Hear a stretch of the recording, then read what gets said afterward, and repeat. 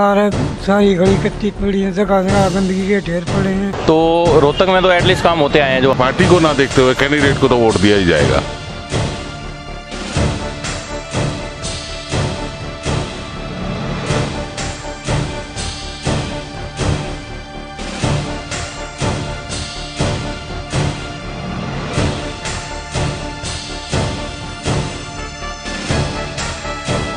दस मार्च को लोकसभा चुनावों की घोषणा के साथ ही पूरा देश चुनावी खुमार में है। ऐसे में हर तरफ चुनावों के रंग देखने को मिल रहे हैं। वैसे तो हरियाणा में लोकसभा चुनाव छठे चरण में होने हैं, लेकिन चुनावों की घोषणा होते ही यहां भी चुनाव प्रचार शुरू हो गया है। हरियाणा में कुल मिलाकर लोकसभा की 10 सीटें हैं। वहीं अगर वीआईपी सीटों की बात करें तो हरियाणा में रोहतक लोकसभा सीट को वीआईपी सीट माना जाता है और मौजूदा समय में यहां पर कांग्रेस का कब्जा है। 2014 के लोकसभा चुनावों में जब पूरे देश में नरेंद्र मोदी के नाम की आंधी चल रही थी, उस वक्त भी हरियाणा में रोहतक ही एक ऐसी सीट थी जहां पर कांग्रेस अपनी इज्जत बचाने में कामयाब हो पाई थी। रोहतक हमेशा से ही कांग्रेस का गढ़ माना जाता है।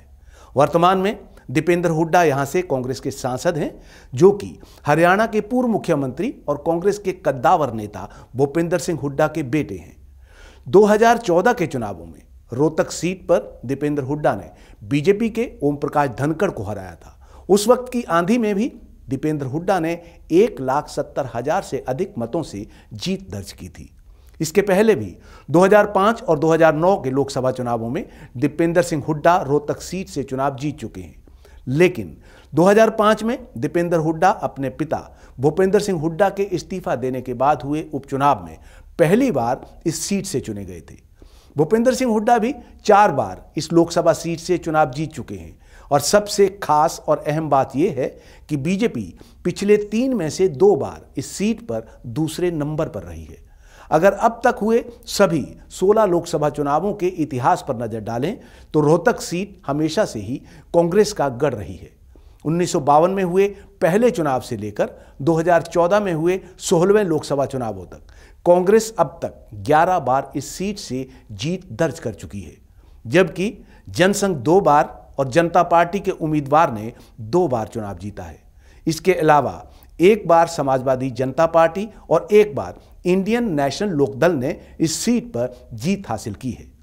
ऐसे में इस सीट पर कांग्रेस का पलड़ा हमेशा से ही भारी रहा है। रोहतक लोकसभा सीट के तहत 9 विधानसभा सीटें आती हैं, जिनमें महम, गढ़ी, सांपला, रोहतक, कालानौर, बहादुरगढ़, बादली, झज्जर, बेरी और कोसली हैं। 2014 के लोकसभा चुनावों में कांग्रेस ने भले ही ये सीट भारी मतों से जीती हो, लेकिन 2014 के आखिर में हुए विधानसभा चुनावों में रोहतक लोकसभा में पड़ने वाली सभी विधान सीटों पर कड़ा मुकाबला देखने को मिला था। इस मुकाबले में कांग्रेस ने 5 तो बीजेपी ने 4 विधानसभा सीटों पर जीत हासिल की थी। लेकिन अब बात 2019 की है, तो इस बार चुनावों में जहां एक ओर भाजपा ये चुनाव अपने 5 साल के कार्यकाल और प्रधानमंत्री नरेंद्र मोदी के नाम पर लड़ना चाहती है, तो वहीं दूसरी ओर कांग्रेस इस बार मोदी और मोदी सरकार को घेरने की तैयारी कर चुकी है।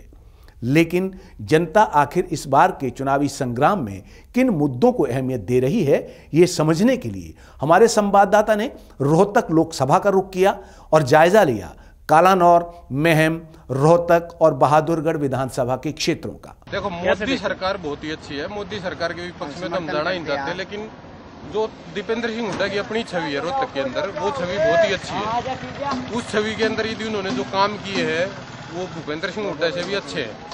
एक बात होती है जी, जो भाईचारे को, समाज को इकट्ठा लेके चलने की, दीपेंद्र भाई साहब ने जो सांसद हैं यहाँ से रोहतक लोकसभा क्षेत्र से, उन्होंने बिल्कुल 36 बिरादरी का भाईचारा इकट्ठा लेके चले हैं। और जो हमारी विकास की बातें थी वो दिल्ली लोकसभा संसद भवन में वो हमारे मुद्दे उठाए हैं। जैसे कोई भी बेरोजगारी का मुद्दा था, बेरोजगारी भी, नौकरियां भी बहुत ज्यादा दी हैं यहाँ पे, और भी विकास कार्य है। मतलब मोदी की लहर में भी ये, जब इस 5 साल पहले मोदी की लहर थी, फुल फ्लैश लहर थी, तब भी ये अपनी सीट निकाल गए थे।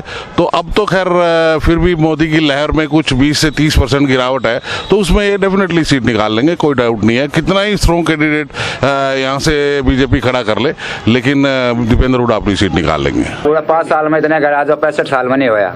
अच्छा हाँ ऐसा क्या करवा ऐसा ये कर दिया, गरीब बा गया हक में बहुत बढ़िया काम हो रहा है। अच्छा कांग्रेस सपोर्ट तो जो सरकार है वो बीजेपी में है, कांग्रेस में वो मतलब जिस सरकार ने काम किया हम तो वोट बीजेपी दे, हम वोट तो एक के गिरोगे। हाँ एक के गिरे, ऊपर मोदी हाँ और नीचे मर्जी। आप बताओ अब दीपेंद्र हुड्डा ने वोट दिया भाई, और क्या करवा पिछले खूब करवाया काम दीपेंद्र हुड्डा ने। अच्छा हाँ बेरोजगारी की समस्या में तो यह है। अच्छा और सब कुछ ठीक है, और मोदी ठीक काम कर रहे हैं भाई।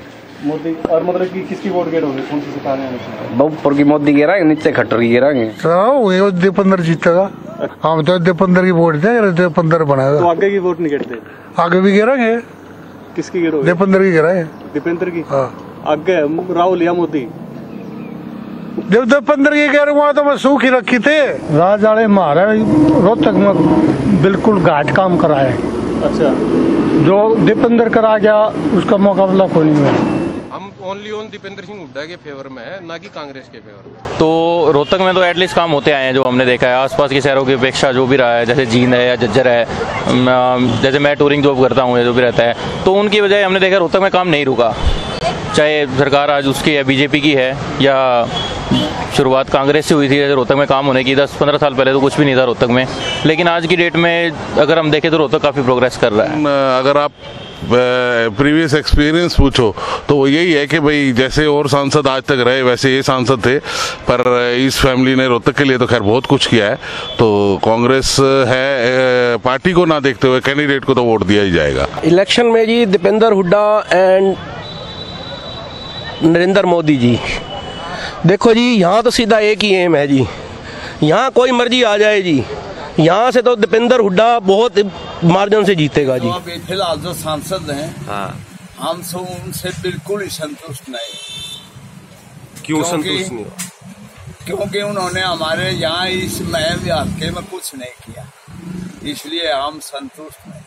चाहते हो? हाँ जी बिल्कुल बदलाव चाहते हैं और हम फिर दोबारा से मोदी की सरकार चाहते हैं जिसे इस हिंदुस्तान को आगे बढ़ने में कामयाबी मिले। ये सामने रेलवे स्टेशन है, इसके नीचे ना तो अंडरपास है ना फ्लाईओवर कोई, और ना ये गलियां, सारी गलियां कच्ची पड़ी, पर कॉलोनी सारी कच्ची पड़ी है। आज तक मतलब 5 साल हो गए कोई आके चला नहीं यहाँ पे।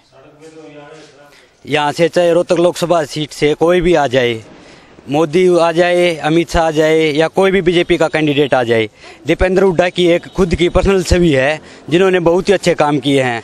ये हॉस्पिटल है, गांव में ITI है, और भी हैं, सड़क का काम है, गलियों का काम है। दीपेंद्र हुड्डा का कई बार यहाँ पे दौरा भी होता है, किसी को कोई एक्सपायर हो जाता है वहाँ पे एक हरियाणवी का होता है कि गोड्डा लवाने, वो भी आते हैं। ये बातें सुनने के बाद शायद आपको भी समझ आ गया होगा कि यही वो मुद्दे हैं जिनके आधार पर लोग 2019 में रोहतक लोकसभा क्षेत्र में अपना वोट डालने वाले हैं। हम आपसे अपील करते हैं कि आप भी इस चुनावी पर्व में अपने मत का जरूर प्रयोग करें, लेकिन किसी की बातों में आकर नहीं, बल्कि अपने दिल की आवाज सुनें। आपका एक वोट देश की दशा और दिशा तय करेगा। नमस्कार। सारी गली कच्ची पड़ी है, जगह जगह गंदगी के ढेर पड़े हैं। तो रोहतक में तो एटलीस्ट काम होते आए हैं जो पार्टी को ना देखते हुए कैंडिडेट को तो वोट दिया ही जाएगा।